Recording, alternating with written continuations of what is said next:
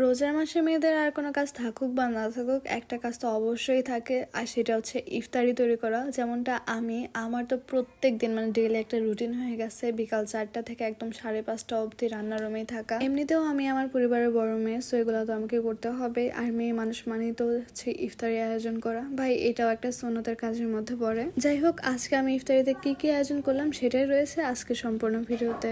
Flashback. Hello everyone, this is mini blogger Liza and welcome to my new another blog. বাকি দিনের মতো আজকেও আমি রান্নার রুমে চলে গেছিলাম বিকাল 4টার সময় আমার ইফতারিগুলো আয়োজন করতে। আর আজকে ফার্স্টেই তো একদম কাজ করে বসে পড়ছি আমি, আর সেটা হচ্ছে আমি ফার্স্টে একদম বেকিং পাউডার এত পরিমাণে দিয়ে ফেলছি। আমি যদি কাজটা ফার্স্টেই বিসমিল্লাহ বলে শুরু করতাম তাহলে আর এমন সমস্যা হতো না, বাট আজকে মূলত ভুলক্রমে বিসমিল্লাহটা বলা হয়নি, এই জন্য শুরুতে এমনটা হয়েছে। সামনে থেকে আরো খেয়াল করে চলতে হবে, যে কোনো কাজের শুরুতে একদম বিসমিল্লাহ বলতে হবে, না হলে এমন ব্যাঘাত ঘটবেই। বেসনের মধ্যে বেকিং পাউডার ওরকম পরিমাণ দেখে আমি সাথে সাথে সেটা ঠিক করে নিচ্ছিলাম, না হলে ভাই আম্মু যদি দেখতো আমাকে প্রচুর লেভেলের বকা দিত, এই জন্য আমি সেটা তাড়াহুড়ো করে নিচ্ছি। আমি আবার একটা কিছু খেয়াল করলাম, বেসনের মধ্যে যখন বেশি পরিমাণে বেকিং পাউডার আমি দিছিলাম, তো সেই বেশি পরিমাণে পাউডারের জন্য মূলত আজকে যে চপটা ভাজতেছিলাম সেটা একদম দোকানের চপের মতো হয়েছিল। ভাই আমি এইবার বুঝতে পারছি যে একটা চপ কিভাবে ভাজতে হয়। এইভাবে মূলত যে কোনো কাজ ভুল করতে করতে শেখা হয়ে যায়। আর আজকে তো আমি ভালো একটা জিনিস শিখে ফেলছি, যেহেতু আমার প্রত্যেক দিন এখন থেকে চপ ভাজতে হবে। তোমরাও কিন্তু দেখতে পারতেছো যে আজকে চপটা কিন্তু অনেকটাই সুন্দর হয়েছে। চপ ভেজে নেওয়ার পরে আমি আবার বেগুনি করে নিচ্ছিলাম। বেগুনিতে আমি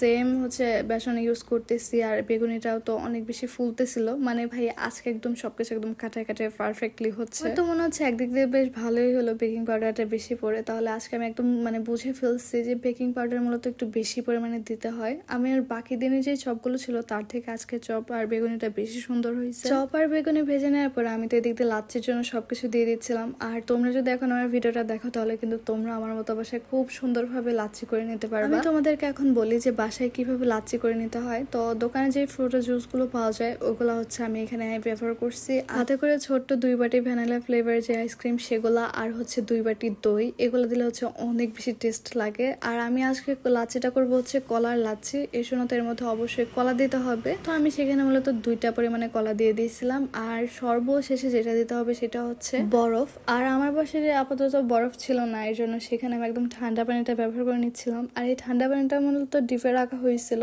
এর জন্য পানিটা অনেক বেশি জমে গেছে। আমার পরিবারের সবাই মূলত এই লাচ্ছিটা খুবই পছন্দ করে, এর জন্য এটা আমি বেশি পরিমাণে করে নেওয়ার জন্য লাস্টে আবার আমি ফ্রুটের জুসটা অ্যাড করে নিচ্ছিলাম। এরপরে সেটা একটা ব্লেন্ডারের মধ্যে ভালো করে মিক্সড করে নিতে হবে। আর মিক্সড করে নেওয়ার পরে তো তৈরি হয়ে যাবে আমার মতো এমন সুন্দর একটা ফ্লেভারের লাচ্ছি।